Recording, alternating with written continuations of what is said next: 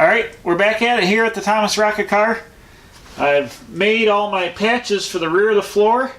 Now let's go ahead and we're going to get those welded in here.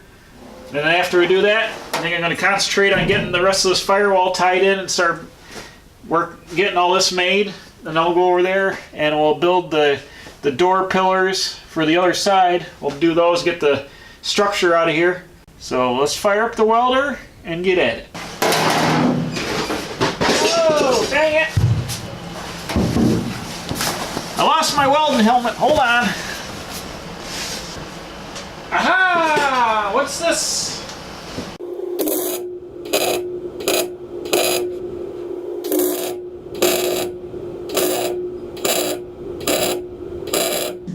Well, there's one half of it done.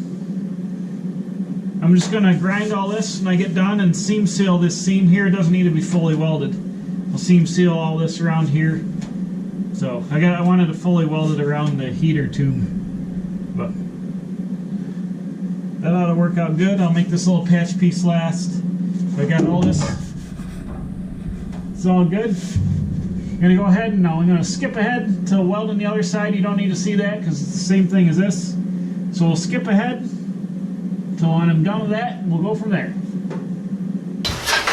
Over here. Ah! You see me? Where am I? Hold on, come back around. Hold on! Here I come. Ah, dang it. You see me now? Good. So, I got all the floor welded in now. Everything's tied in. I welded solid in here to the original floor. This seam, all these seams, I'm going to seam seal all these seams here. I got them tacked every half inch or so. Seam seal around here, but got everything tied in up to the kick panels, both sides and the back. Now what I got to do is make this panel down here first, and then see how all this pocket action is going to tie in over here, and then I can blank these panels in here and tie this all down. But I'm running real low on welding gas. We built something else this morning and used a lot of gas up apparently, so just notice I'm pinning the gauge just about, so I might not be able to get too much more welding done. So I want to show you the floor all tied in. I'm going to grind everything in one shot later on when I get ready to prime it all and seam seal it. It's looking good. It's a little bit slower than I wanted to. I've been banging away at it for a couple hours. But by the time you trim everything 15 times and push it all into place and weld it and monkey around, it takes a lot longer. It's a lot easier to throw the whole floor in and just hit all the welds in one shot than it was to fit all this crap in. But that's how it is. The little pieces take the longest time. Stay tuned, I'll be right back. We'll see where I'm at. I'm going to regroup and come right back. I got the whole rest of the floor, all the floor welded in here. And I made this panel. And what I had to do was, the center structure I made back here isn't on the line of the firewall. So I just broke up these little filler pieces to extend the trunk around to the flat panel. But what I gotta do now to finish this up, the swing arm, we're mounted in the front here, and all your travel's outside here on the end like this. So we're at the pivot here. I'm just not sure. There's a little pocket that goes over this, and I don't want the suspension to hit the floor. So I think I'm going to bump this up and make a 1-inch pocket about here that the suspension could cruise around in if I had to. And then there's a sheet metal cover which I have that was on here originally. They're kind of in rough shape, but they're rotted back here, so if I make a new cover that butts out a little bit and shorten them up, this is all under the seat anyway, so nobody's going to see it. But I think I'm going to make a 1-inch pocket with a flange that the sheet metal cover can screw to. So I'm just thinking about how to make those, and they'll weld on here, and then we'll fill this last piece in and have the firewall be done except for the fender well extensions. I'll make this panel. I think I got to put one more bead roll in to extend that down here. We'll match that. So I'll make this panel up, run it through the bead roller, get that tacked on, and then we'll go ahead and break up this suspension cover here. So that's my next step. But everything else is looking good. I'll get right back to you. All right. So I went and got this panel welded in.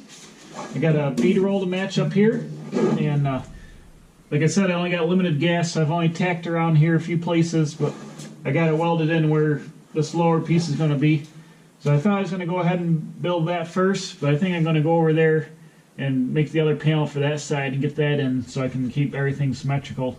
Here's the original panel that covered this. It's got some dimples for the studs on here. So that's screwed down like that. So the new wedge, where this is rotted off, the new wedge piece will come down. I can trim this back here and have a new edge back here to screw onto. But obviously usually get sandblasted before they go back on. You know, the car is sealed up, the suspension's sealed up when it had the seat in it. We didn't get water through the hole. So we'll go ahead and get this all fixed up, and this is all under the seat. There's a seat riser that goes up over this, and there's a board across here. It's upholstered in the bottom of the seat. This is all like cubby storage down here. So this thing can be all sealed up tight. So let me go ahead and I'll make that panel, and we'll come back and see what that looks like. And bam, there we go. Got the second piece tacked in. I told you I was running low on big gas. I probably said that 3 times already, but got that tacked in. The only thing I got left to do is build the little boxes over here, or the swing arms. But I think what I'm going to do next is come over here and trim this and get this inner piece tied down to the floor, so next time I can go and get these the support out of this side so I can have full access.